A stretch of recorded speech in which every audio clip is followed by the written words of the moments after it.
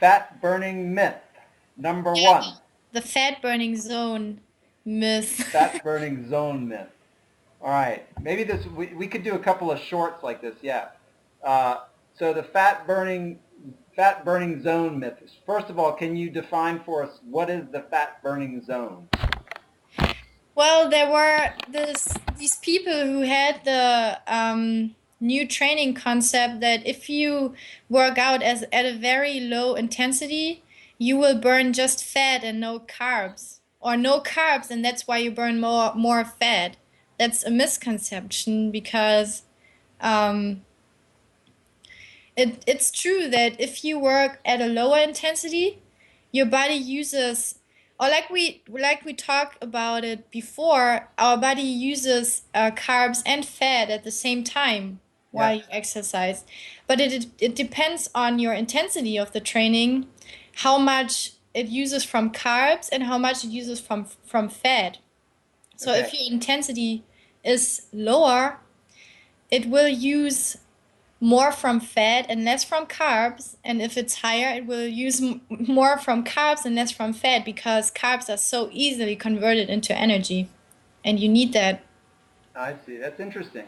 But that's why people thought, okay, if you just train at a low intensity, you will just burn more fat and less carbs, and in the end, you lose weight faster or burn fat faster. But that's not really true because let's say you walk 3 miles per hour, Yeah. and that's how you burn more fat than carbs. Um, but in the end, you still burn less fat than if you would run 6 miles per hour. Huh. Burn more from carbs and less from fat, but in the end, you burn still more fat because your intensity was higher and you did more in the same period of time. Do you know what I mean? I'm kind of lost. Well, I try to find, let me try to find this. I was concentrating. But just go ahead and just tell me again. I was concentrating on something else. But Okay. Yeah. okay. So there is proof that at a low intensity the body will burn more fat than carbohydrate. At a higher intensity, the body will burn more carbohydrate than fat. Mm-hmm. Uh, I wonder if those are affected by amount of fat in the body. Um, Let me try to find this really important thing here. So maybe I just show that in the camera so it makes more sense. So if you work out at a low intensity, then um, it's like this little chart here. You can't really see it. Doesn't make sense. But let me just explain it. Um, so low intensity, your body uses more fat and less carbohydrates. But if you Right. work on a higher intensity, it uses more carbohydrates than fat because carbohydrates are so much easier converted into energy. Right. So But then, of course, like you said, if you're doing a long distance thing and you burn all the existing sugar, yeah, carbohydrate in the system, it has to go to the fat. yeah, right. It has Yeah. to use that then. That's right. That's how we that's how we are able to run and stuff like this because at some point it's exhausted and then we still want to run. We don't just stop after a few minutes. Would you say the process is the same whether you're doing cardio exercise or, say, weightlifting? Um, it depends on how heavy your weight is. Is it if it is just a little bit heavy and the lifting is pretty easy, it's more like a cardio exercise. It's not very exhausting for the muscle. Okay. And if you lift really heavy, then you can just do like 2 or 3 repetitions, and then the usage is definitely different. Okay. Then, yeah.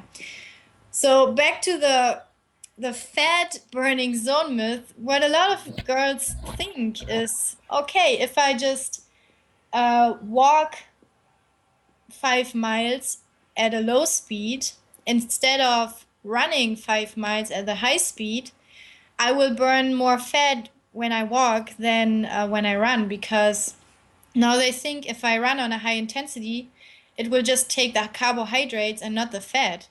And when Okay. I walk, it's so easy that my body will just burn the fat instead of the carbs, which is kind of true, but not really, because it's true that if you do a low intensity training, it's true that your body uses more fat than carbs and the other way around.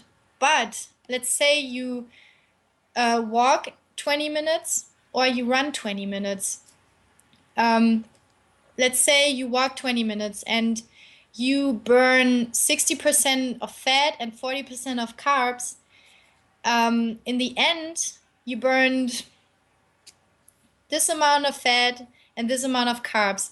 And then if you run for 20 minutes, the same time, but you run at a higher intensity, you will burn more carbs than fat, which is true, but your fat, the burned fat is still higher than what you did in the 20 minutes walking. Yeah, yeah. This is because the demand is much greater. You're going to burn more calories. Right. So Yeah, that's why it's kind of a fat burning zone myth, because yes, you do burn more fat than carbs when you just walk, but in the end, you burn more fat. You burn more carbs than fat, but you still burn more fat than if you would just walk. yeah, yeah. So it Yeah, makes much more sense. you also reminded me of another phenomenon. I don't know if you've studied this. There was a popular personal training book out years back. It's called Body for Life. Really popular. It's a good book. Um, it has some good principles in it. But one of the things he talked about, this may be coming under question nowadays, but he suggested that if you do your cardio in the morning, it sets a basal metabolic rate at a higher level for the rest of the day. Hmm. He was saying that each day you have a kind of average basal metabolic rate. And if you get up in the morning and you do intense cardio, it sets that rate really high for the whole day. Mm-hmm. And so then whatever you're doing the rest of the day, even if it's sedentary activity, the cellular metabolism, it's burning calories at a higher rate. Mm-hmm. So that's interesting, I think. Yeah, it And I is. think that would apply to kind of what you're saying is um, if we just look at a low demand activity compared to a high demand activity, a high cardio versus a mild cardio, uh, and you're not looking at over the long term, you get a false idea of what's happening. These are like cumulative effects over time. Yeah. And that's, I mean, a lot of women may just walk or do low intensity cardio because they think I just want to burn fat and instead of the calories, or no, that's not what they think, but they want to burn all the fat and they don't want to just burn carbs instead of fat. This is what they think. But if they just walk 3 miles every day, they might burn, let's say, just, I don't know if that's true or not, they might burn 5 pounds in 1 month or so. But if they do the same every day, but just running, they, yes, it's true, burn more calories, but they also burn more fat. So in the end, they lost more than with the high intensity training. Yeah, and you're also reminding me that there are other consequences of uh, high effort cardio. Yeah. For example, Dr. Ruth Heydrich was telling me about how running marathons. They've actually recently found that running stimulates the creation of osteoblasts, Mm-hmm. which are bone cells. Uh, the old myth was that excessive running will destroy your joints, wear down your joints. It'll be bad for you in the long run. But now they're finding out that these kinds of uh, activity over long term stimulate bone development. They Yeah. actually are a preventative measure for osteoporosis. Mm-hmm. So it's not. This is totally outside of the fat issue, but also a benefit of heavy activity. Yeah. It just shows our body is able to adapt to everything. our body adapts to all the bad stuff we do and all the bad things we eat. That's why we're still alive. Right. Which is a good thing. Thank you, buddy. But Right. it's also adapting to all the exercise. I mean, I'm just thinking about these people who can do this with wood, where it Yeah, like a cut you. karate chop and cut the wood Yeah, in half. Yeah. I mean they do destroy tiny pieces on their bone mass for a while, but then it just gets stronger and stronger and stronger. Right. That's true. That's a good example. Yeah. Yeah.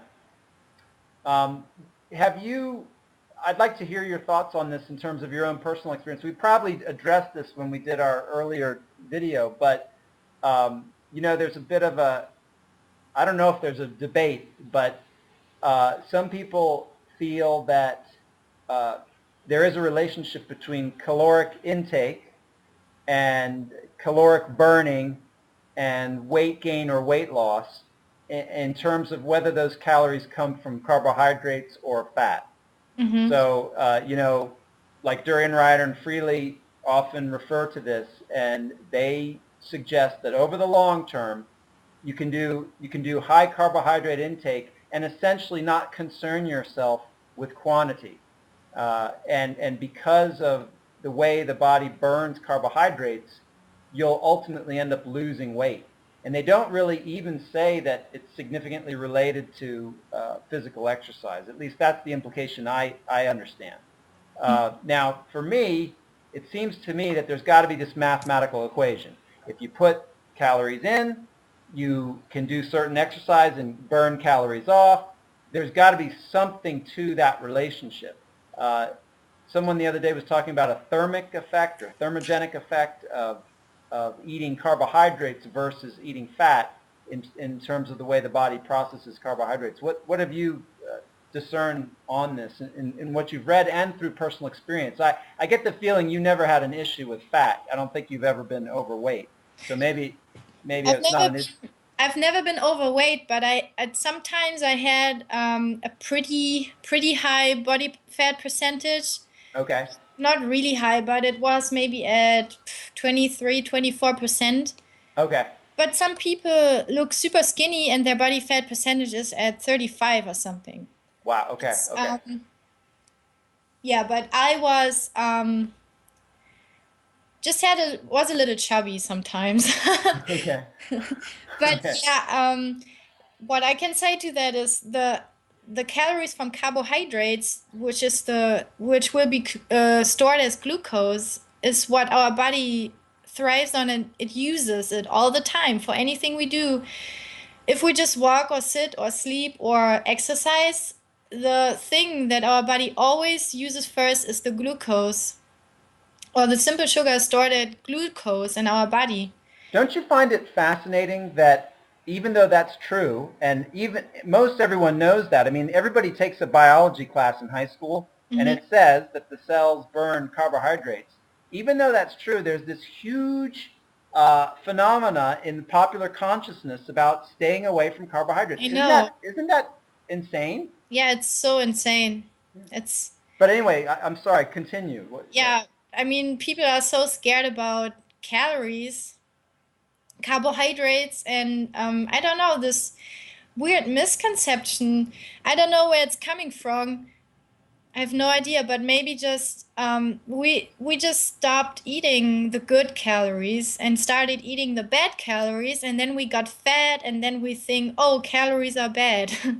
I, But I sometimes I sometimes wonder if it's just if part of it is that the animal product industry tries to find any way it can to justify its existence, yeah. and by supporting these kind of crazy notions of no carbohydrate, that ensures that animal products will continue to be bought. Yeah, right. But I mean, we know that the meat and dairy industry and also the the how do you say that medicine pharmaceutic. Pharmaceutical industry. Yeah, Yeah, yeah, yeah, these yeah, industries are so mighty, yeah, and they are just involved in everything. yeah. In Germany, we just had some, like, if there's something about veganism, a little show on TV for 10 minutes or so, it's always super negative.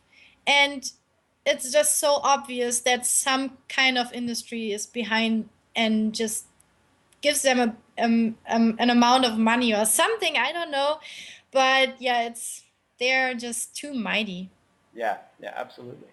But I totally interrupted what you were saying about the carbohydrate burning and fat loss idea. And in other words, like, do you think if someone ate 8,000 calories a day and did and exercised for an hour 3 times a week, do you think they would gain weight, if even if those calories were primarily carbohydrate? Um, yeah, probably because at some point, um, you, I mean, if you eat more than your body needs or uses, it will Yeah, be stored. And right. then the end product is that you gain weight.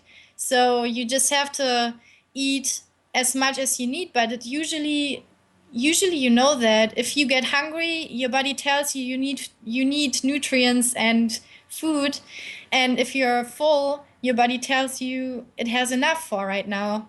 Right, So right. if someone is able to eat 8,000 calories in good carbohydrates like fruits and veggies, this person is extremely active.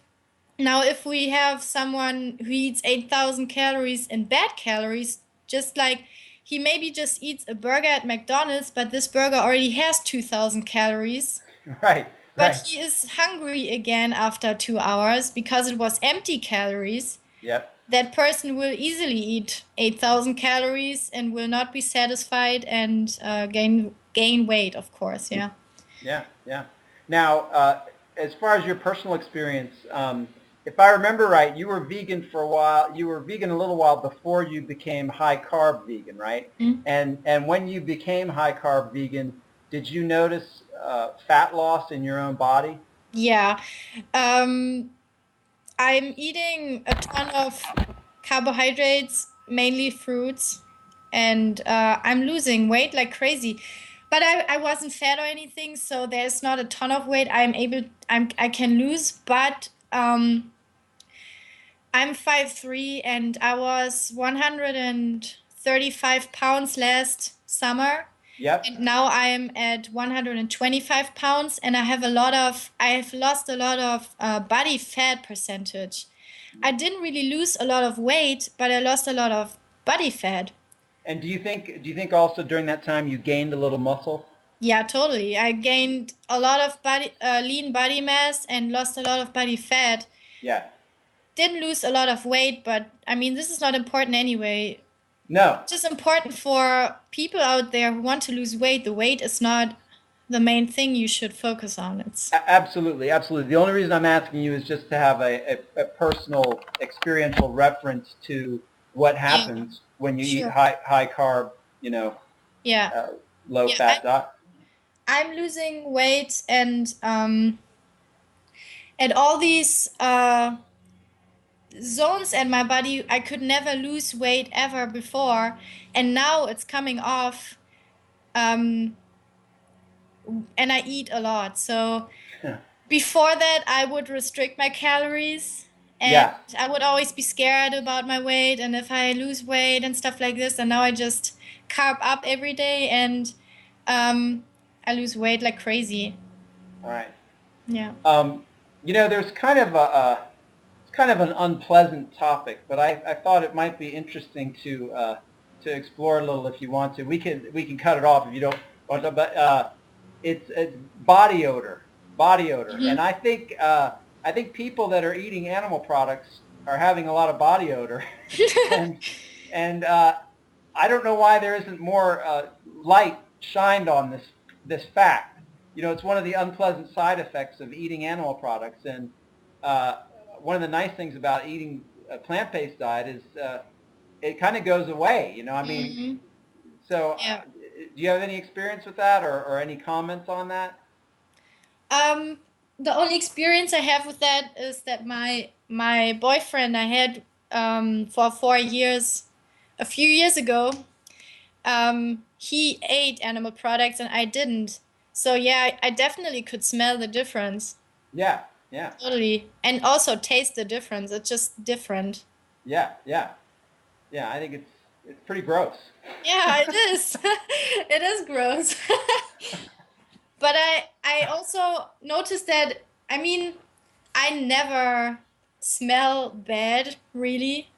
And I Yeah, don't use deodorant or anything. And I I know. never I don't. smell it. Even after working out, I still smell good. Yeah, yeah, I know, and I think that's kind of the way we're designed. If we're eating the food that's really suited to us, we don't really smell, Mm-mm. except on a very subtle level. Like I know there's pheromones and that sort of thing, but it's Yeah, like very subtle, yeah, not like the way people smell that have to put on deodorant and stuff like that, yeah. or use perfumes made from animals to cover up their own smell. You know? Yeah, I know. But it's the same with people who eat a ton of oil. You can really see that on their skin. It's so oily.